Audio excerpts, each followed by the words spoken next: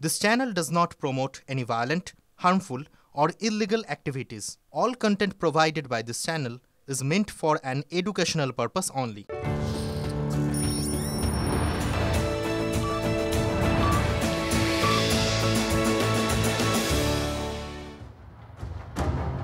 নমস্কার, দেখছেন টিভি9 বাংলা। আপনাদের সঙ্গে রয়েছে আমি সম্প্রীতি। আর দিনের গুরুত্বপূর্ণ বাছাই করা সেরা খবরগুলো নিয়ে নজর রাখবো এখন 5 কথা।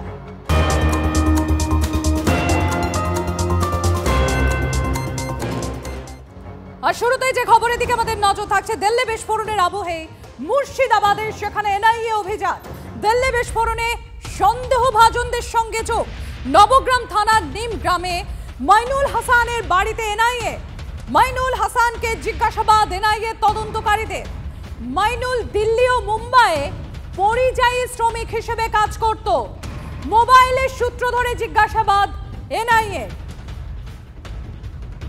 মুর্শিদাবাদের সাত সকালে এনআইএ রেড মুর্শিদাবাদের নবগ্রামের যে নিম গ্রাম রয়েছে সেই মইনুল হাসানের বাড়িতে।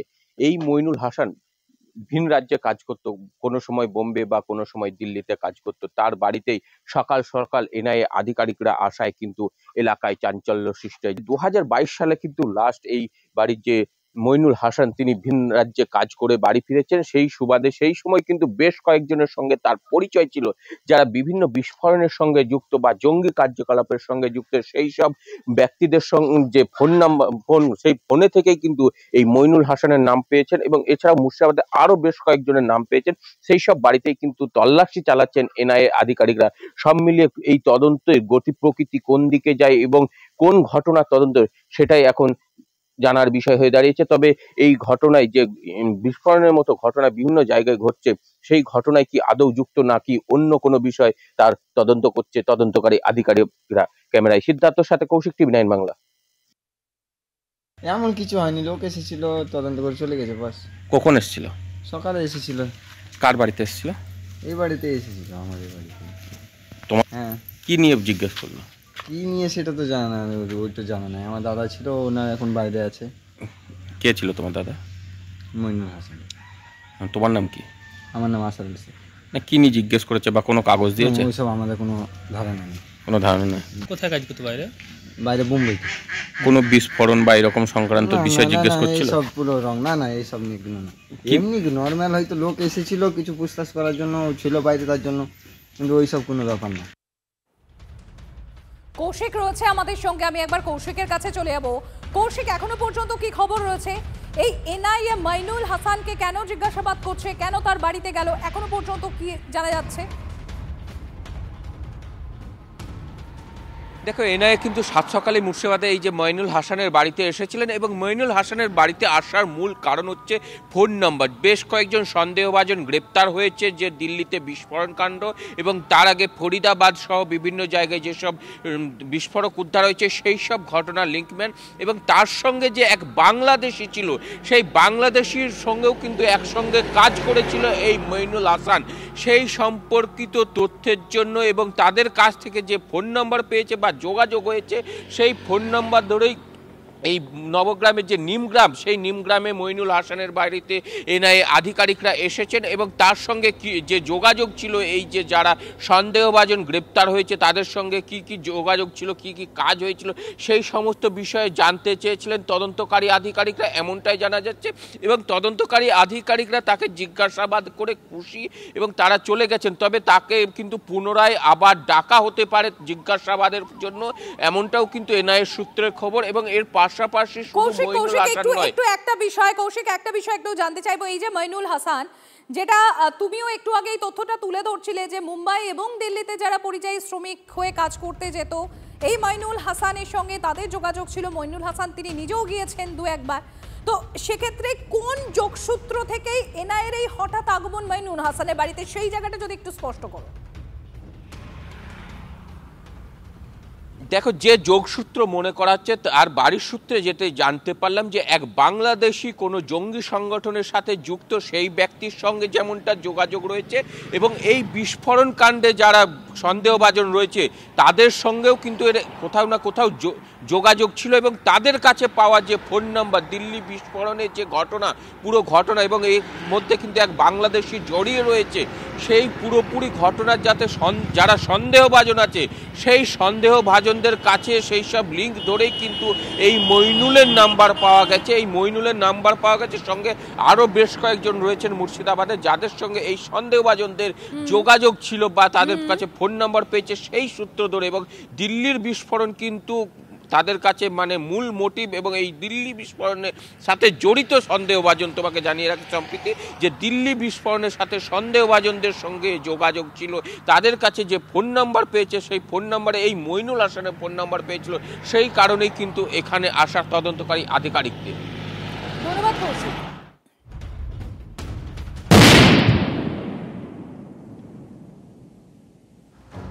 দিল্লিতে ভয়াবহ বিস্ফোরণ, আজ কেন্দ্রীয় নিরাপত্তা বিষয়ক মন্ত্রী গোষ্ঠীর বৈঠক, প্রধানমন্ত্রী নরেন্দ্র মোদীর নেতৃত্বে সিসিএস এর বৈঠক হবে।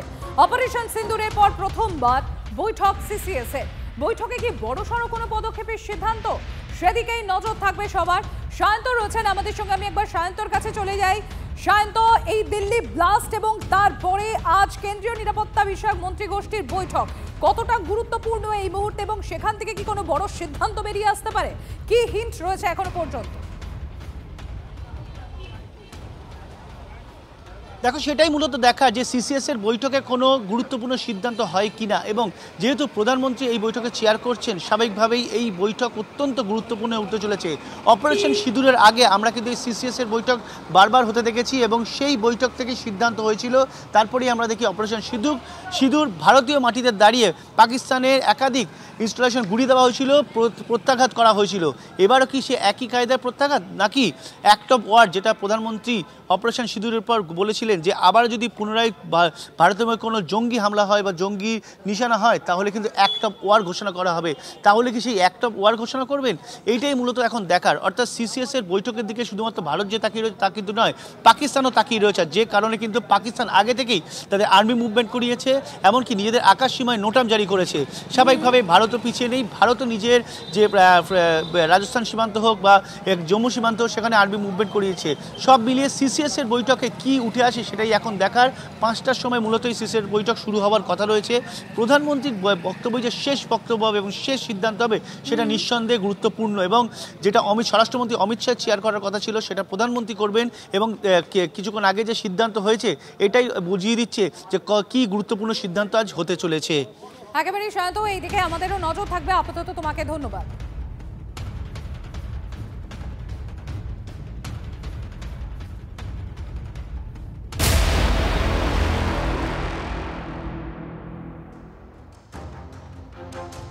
ফের সন্ত্রাস হলে যুদ্ধ হিসেবেই দেখবে ভারত। পেহেলগাঁও হামলার পর হুঙ্কার দিয়েছিলেন প্রধানমন্ত্রী। অপারেশন সিন্দুর সন্ত্রাসের বিরুদ্ধে ভারতের নীতি, ভারতে জঙ্গি হামলা হলে যোগ্য জবাব দেওয়ার হুঁশিয়ারি দিয়েছিলেন মোদী। দিল্লি বিস্ফোরণেও স্পষ্ট হচ্ছে পাক যোগ, ষড়যন্ত্রের শিকড়ে যার হুঁশিয়ারি দিয়েছিলেন প্রধানমন্ত্রী। ফের কি বড় কোনো পদক্ষেপ করবে ভারত? ऑपरेशन सिंदूर आतंक के खिलाफ भारत की नीति है। ऑपरेशन सिंदूर ने आतंक के खिलाफ लड़ाई में एक नई लकीर खींच दी है, एक नया पैमाना, न्यू नॉर्मल तय कर दिया है। पहला, भारत पर आतंकी हमला हुआ तो मुंह तोड़ जवाब दिया जाएगा। हम अपने तरीके से अपनी शर्तों पर जवाब देकर रहेंगे। हर उस जगह जाकर कठोर कार्रवाई करेंगे जहां से आतंक की जड़ें निकलती हैं। দিল্লিতে বিস্ফোরণ, সীমান্তে মহড়া 3 বাহিনী। রাজস্থানের জয়সালমের সীমান্তে মহড়া স্থলবাহিনী, নৌবাহিনী ও বায়ুসেনা। পাকিস্তানের বুকে কাঁপুনি ধরিয়ে সীমান্তে চলছে 3 বাহিনীর মহড়া। দেখুন সেই ছবি তুলে ধরছি আপনাদের সামনে। Southern command, eastern command, Northern কমান্ডের ওয়েস্টার্ন কমান্ডের চলছে সেখানে মহড়া, সেই ছবি তুলে ধরছি আপনাদের সামনে। Indian air force, Indian navy, Indian army, দেখুন মহড়া চলছে বিভিন্ন সীমান্তে। সীমান্তে মহড়া 3 বাহিনীর।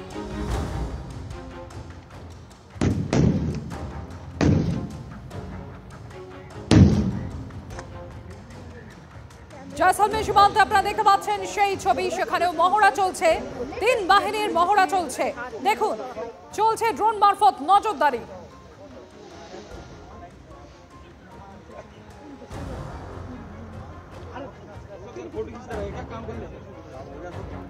দিল্লি বিস্ফোরণের পর ফের অপারেশন সিন্দুরের আতঙ্ক পাকিস্তানে।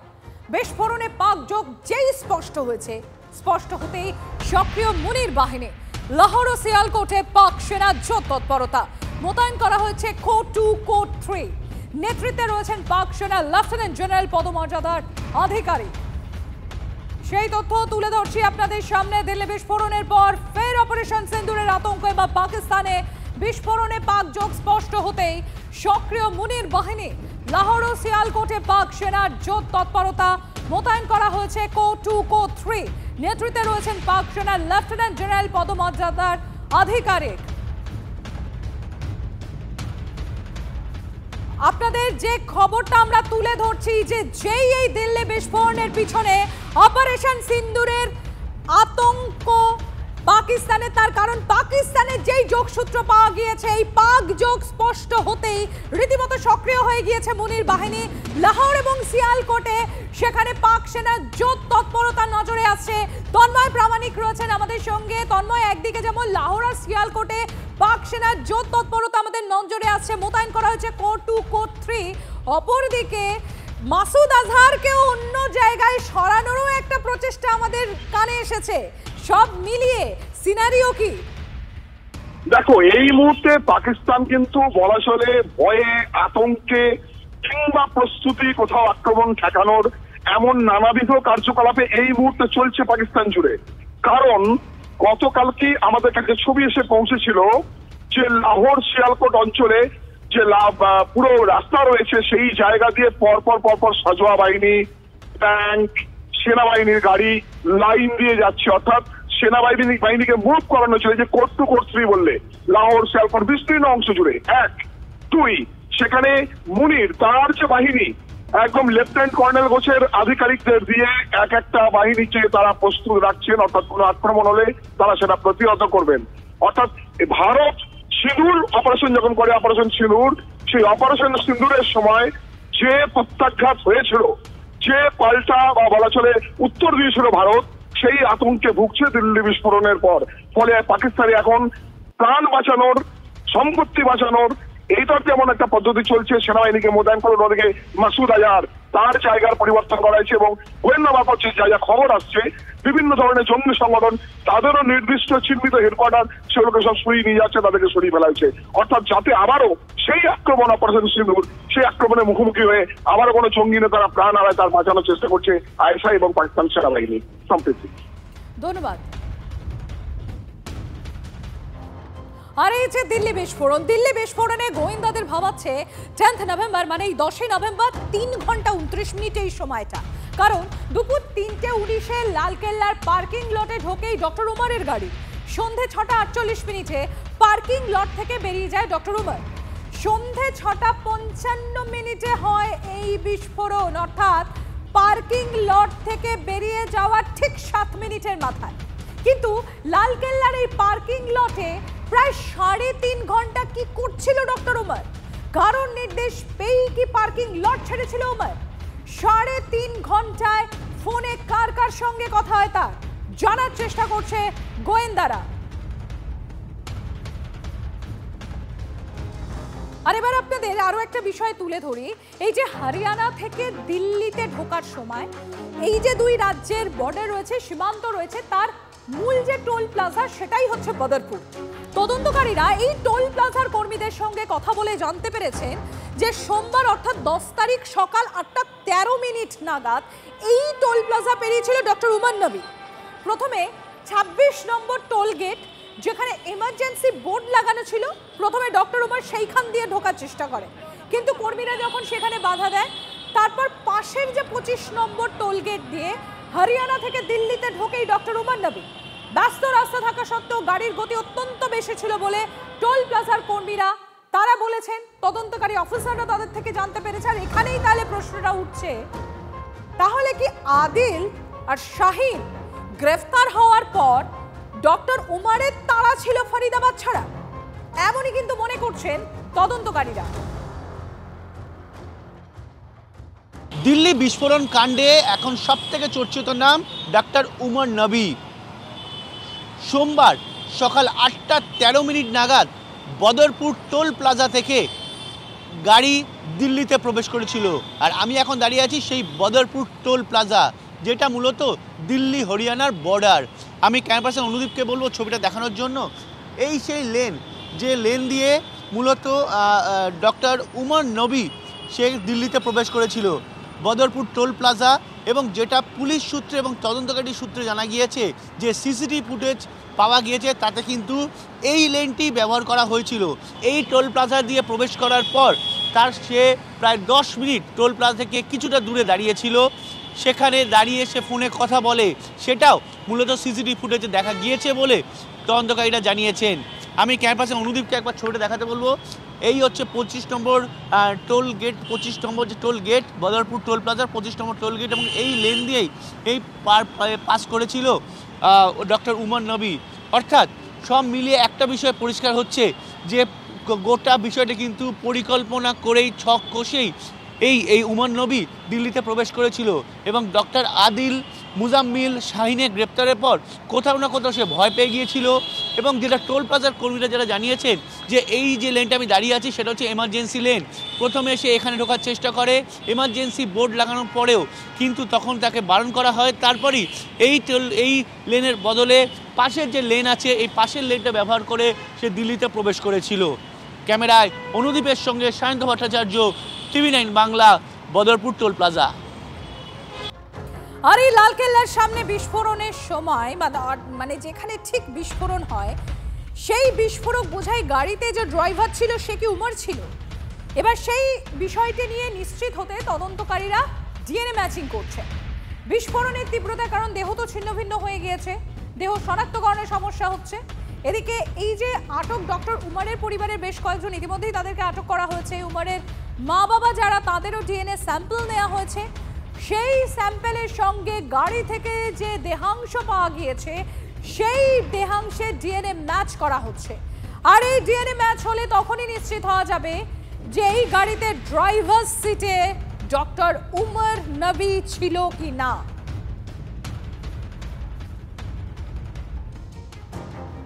দিল্লি বিস্ফোরণ কাণ্ডে জড়িত ডক্টর শাহিনের অদ্ভুত আচরণ ছিল।